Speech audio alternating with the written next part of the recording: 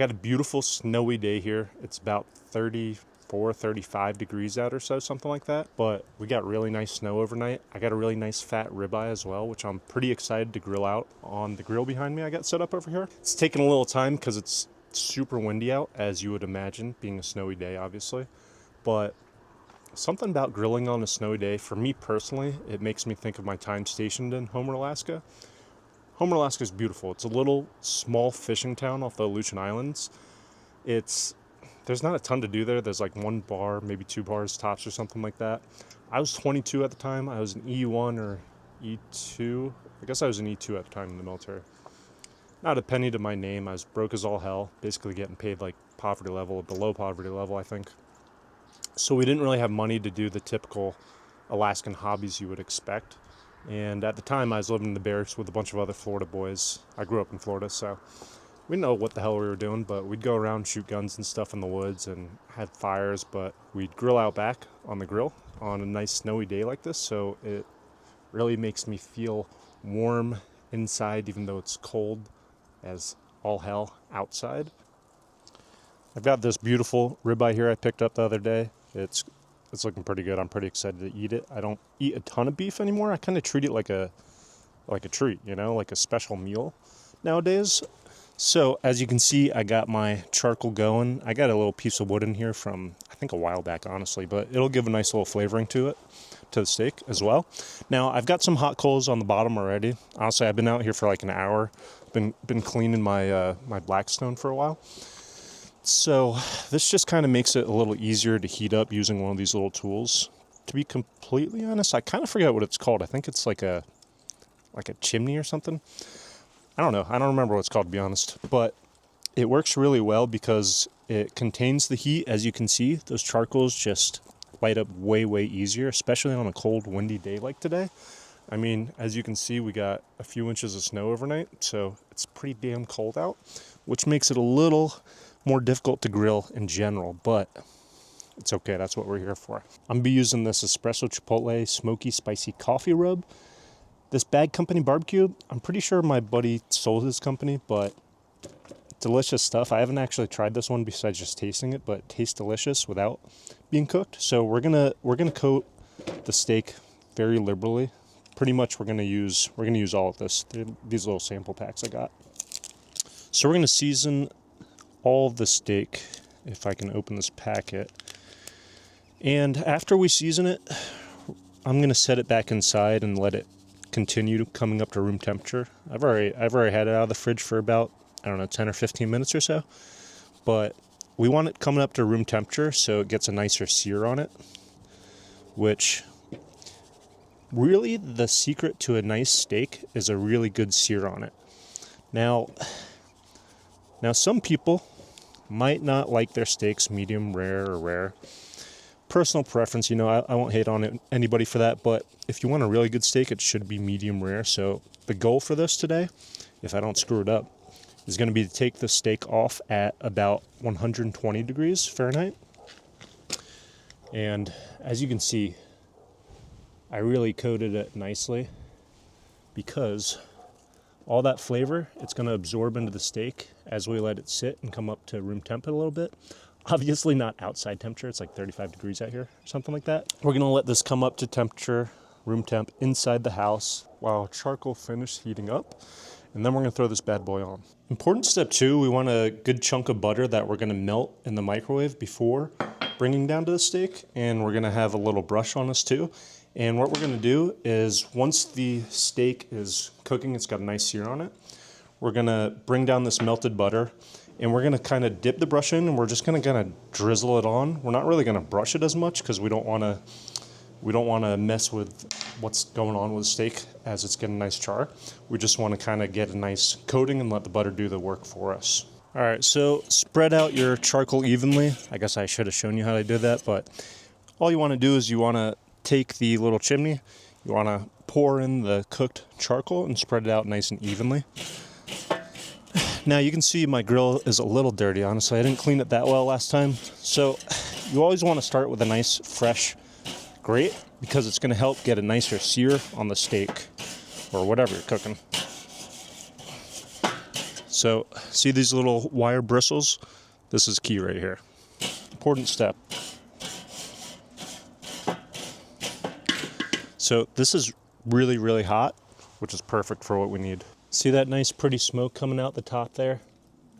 That means it's getting nice and hot. And now, I'll be honest, this temperature reading is probably a little false. It might be, I don't know, it might be semi-accurate actually. It's getting up pretty high. So it's getting up to 400. My bet is it's really at like 450 or so. Just by holding my hand over, I can kind of tell. So this is perfect. And for the size steak I'm using, which is a nice cut right here, yay big or so. You know what? Before I throw it on too. So if you can, try to lay it down kind of at a 45-degree angle to the way the grates are going, and you'll get kind of that nice pretty sear mark on it, which I'll show you, that kind of like checkered pattern. Because, so for instance, it's 45-degree angles this way. We're going to leave it on this way for about 2 minutes. Then we're going to change direction 45-degree angle the other way, and that's going to get the nice little checkered pattern to it. So we're going to put the cover back on for 2 minutes, and we'll check back then. There's definitely a little bit of an art behind steak, but it's pretty simple, right? You put on your either salt and pepper or your favorite rub, whatever it may be, dry or wet. You throw it down on whatever hot cooking surface you got, whether it be a grill like mine, charcoal grill, gas grill, Blackstone, stovetop, whatever it may be, smoker, and then you're going to want to cook it until your desired temperature. I like mine medium rare, so I'm going to pull this off around 120 or so, if I don't screw it up and overcook it, that is. Hopefully I don't, we'll see, TBD. And yeah, and usually for about, you know, the size I got, oh, all right, that's my 2-minute timer. We're going to check it out and see how we're looking. So it's been 2 minutes now. Hopefully it's got a bit of a grill mark on it. Oh yeah, that's looking pretty good right there. So let me pull the camera closer so you can see. So you can see it's got a nice grill mark going this direction. Now we're going to, if I don't screw it up here, let's see. So this was 45-degree angle this way. So now we're going to want to go this way with the 45-degree angle. My brain's working a little slow today, obviously. So now hopefully this gives us that nice checkered pattern. Hey Siri, set a timer for 2 minutes.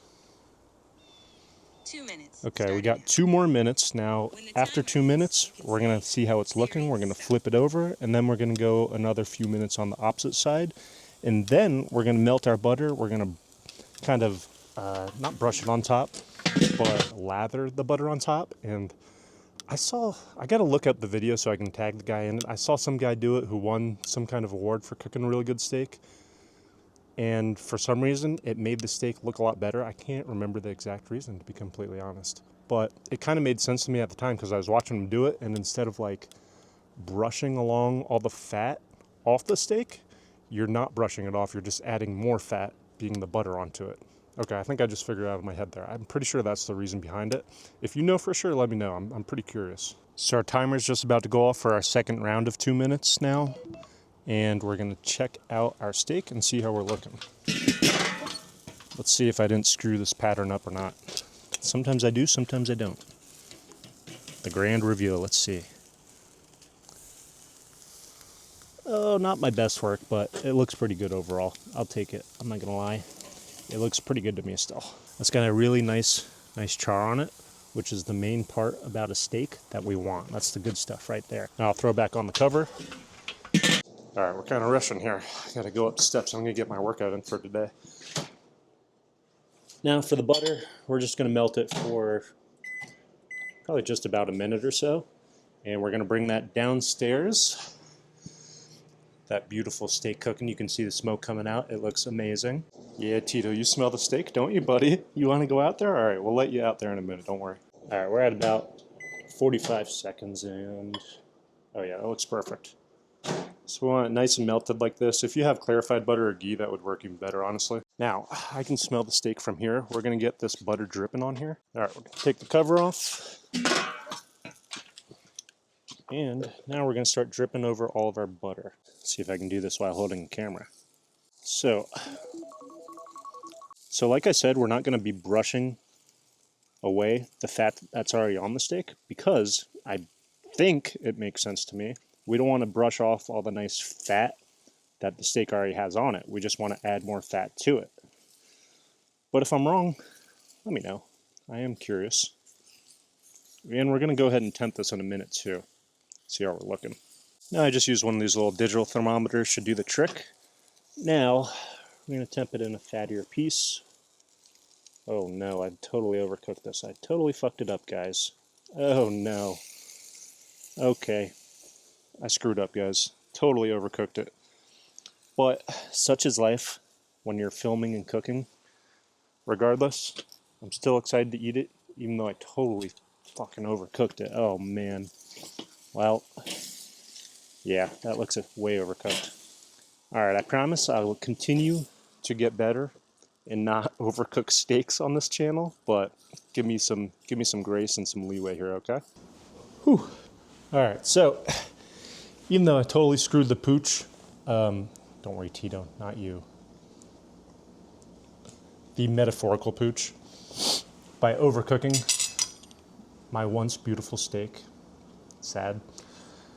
It's still gonna taste really good. I still had a lot of fun filming this episode because it's beautiful outside, as you can see. It's still, I think it's actually starting to snow a little bit now. Too bad it wasn't snowing earlier, that would look cool. But, point being, the core concepts I explained, wow, my hair's crazy, in this video still apply. Just don't overcook yours, basically, is the long story short. And if you're not filming while you're cooking and you follow the instructions that I explained, I'm sure you're gonna make a nice, beautiful steak. I'll show you the inside. My walk of shame, my walk of steak shame, I guess we'll call it. Let's see just how disappointing this is gonna be. Oh yeah, that's a nice, well done steak right there. But you know, I'm sure it's still gonna taste just fine.